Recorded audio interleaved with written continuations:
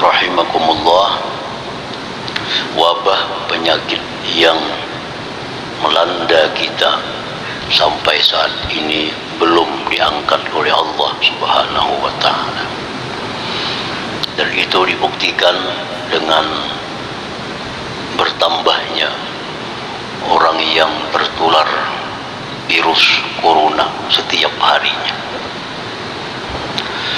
Dalam hal ini agama kita sudah memberikan petunjuk, memberikan kita arahan dalam menghadapi wabah penyakit seperti ini. Nah, petunjuk agama dalam menghadapi wabah penyakit seperti virus corona atau wabah lainnya, ada dua hal yang mesti dilakukan oleh kita. Yang pertama disebut dengan ikhtiar zahir, dan yang kedua ikhtiar batin. Ikhtiar zahir mentaati apa yang dianjurkan oleh yang ahli dalam hal ini, tentu para ahli kesehatan. Itu ikhtiar zahir.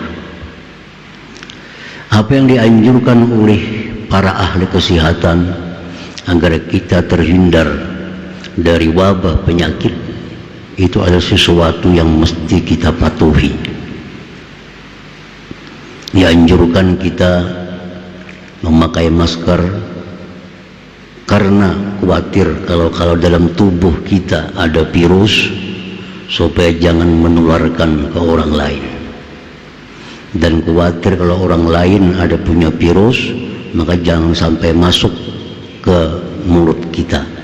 Itulah antara lain kenapa kita disuruh memakai masker itu. Yang kedua, petunjuk kesehatan, kita mesti menjaga jarak, menghindari kontak badan. Karena dengan kita menjaga jarak, dengan kita menghindari kontak badan, kita akan lebih aman daripada tertular virus atau penyakit itu. Nah, maka dengan demikian tidak dianjurkan untuk saling bersalaman.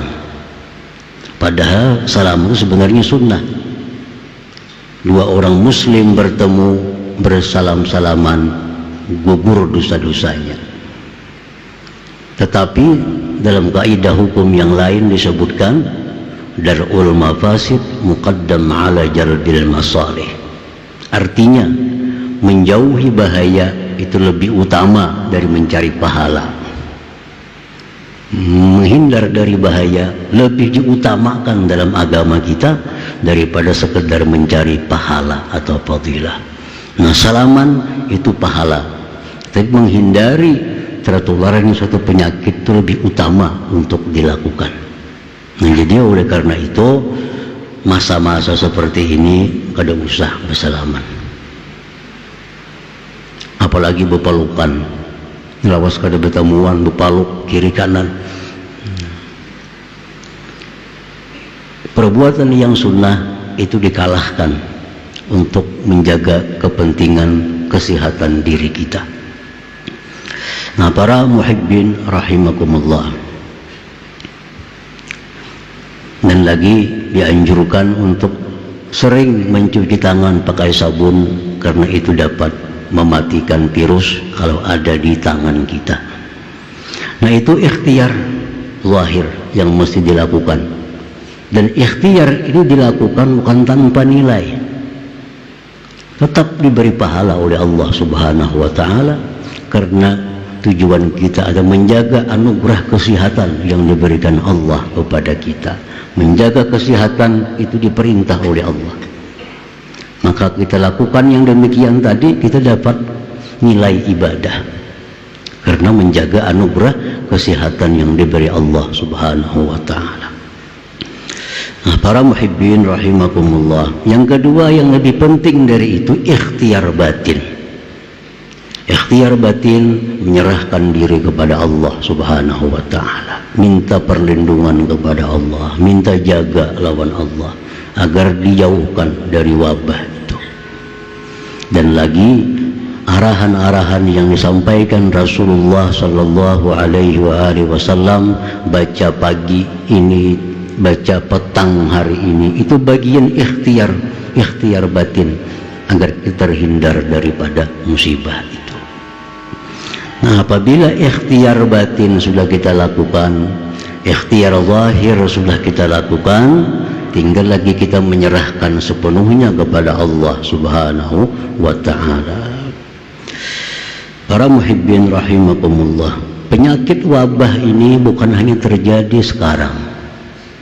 Di zaman dulu pernah yang lebih dahsyat daripada wabah corona. Di tahun 18 Hijriyah, waktu Sayyidina Umar ibn Khattab menjadi khalifah, terjadilah suatu wabah besar yang disebut dengan ta'un Amawas. Amawas itu tempat di mana asal muasal virus ta'un itu. Amawas tempat kota yang ada di dekat Baitul Maqdis. Di situ asal muncul ta'un, virus ta'un kulira, menyebar ke seluruh negeri Syam. Negeri Syam itu dulu Suriah, Israel, Palestina, Yordania, Libanon, itu Syam dulu. Jadi Syam itu luas, ibu kotanya Palestina pada waktu itu. Nah, wabah ta'un ini menimpa kaum muslimin. Belum sempat setahun, hampir 30.000 kaum muslimin yang meninggal dunia dengan wabah ini. Kada apa-apanya corona. Kita sudah parak setahun, 6 bulan dah, kada sampai 10.000 yang wafat. Ini hanya sekitar negeri Syam, hampir 30.000 kaum muslimin yang wafat karena wabah penyakit ta'un tadi.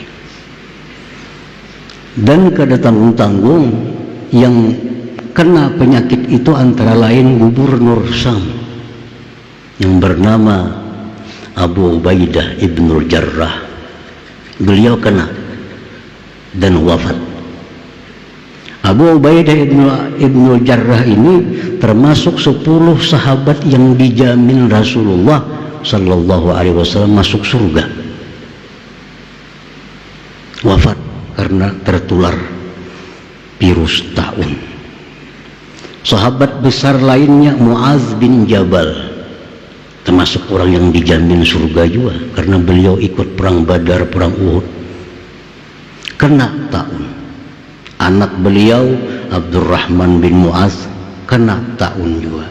Sepupu Nabi Fadl ibnul Abbas kena juga. Banyak sahabat-sahabat yang wafat karena ta'un itu. Nah, ini menunjukkan bahwa yang namanya virus itu, penyakit itu kada pilih orang. Nah, orang banyak wirid selamat kada tentu. Bila orang takwa kepada Tuhan, kada bakal kena virus, kada tentu. Macam Abu Ubaidah itu orang takwa, apalagi ahli surga.